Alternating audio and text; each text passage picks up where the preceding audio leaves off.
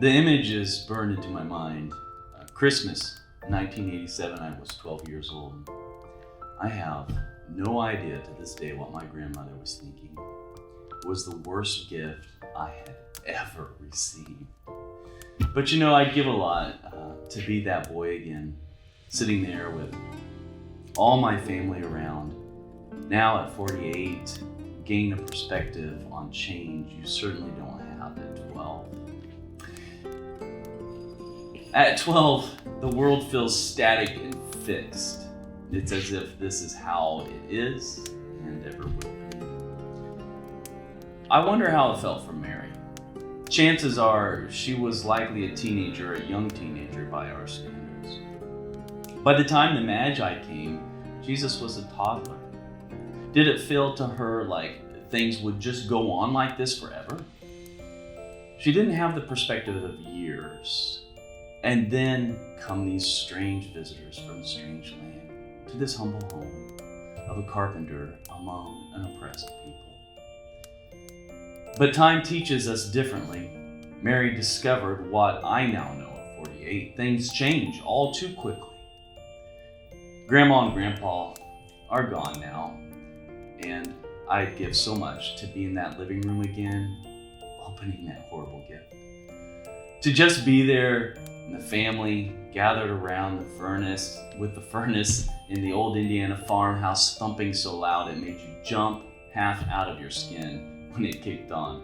And Grandma's worn out plastic tree, huge Christmas lights and dripping with tinsel, presents piled high. Now, some families have nice, orderly gift exchanges, each taking turns admiring the wrapping, opening their gifts with wonder, then thanking the giver in turn, one after the other. Not at the Bartons. No, at Grandma Barton's, it was a free-for-all. Wrapping paper flew like chipped wood in a sawmill. Boxes were mercilessly and irreparably ripped asunder. Now, the package I held wasn't very promising to start with. Definitely closed. But with an optimistic outlook, I opened my gift to behold this.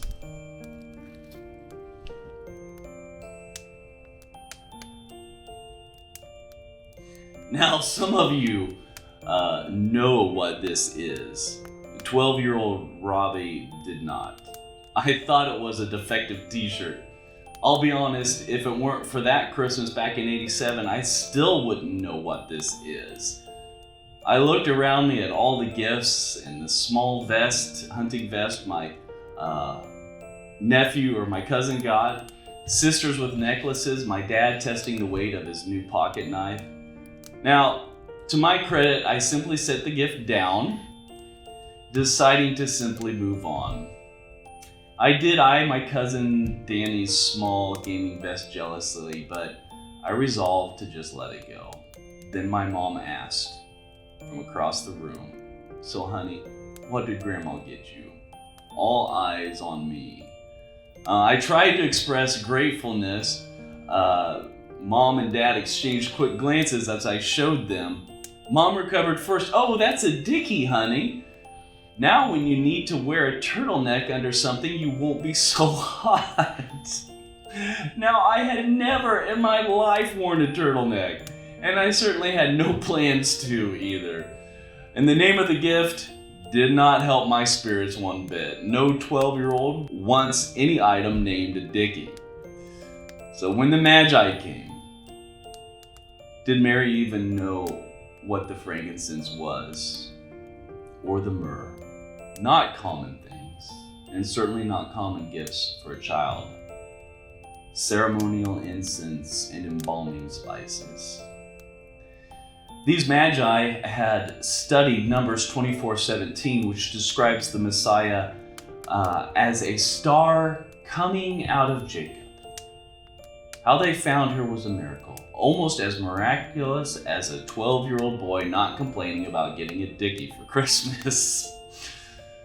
How Mary must have longed for that as she watched her son beginning his ministry, beginning to upset the power structures, beginning to upset the wrong people. How complicated it all must have become for her so quickly. He was her firstborn.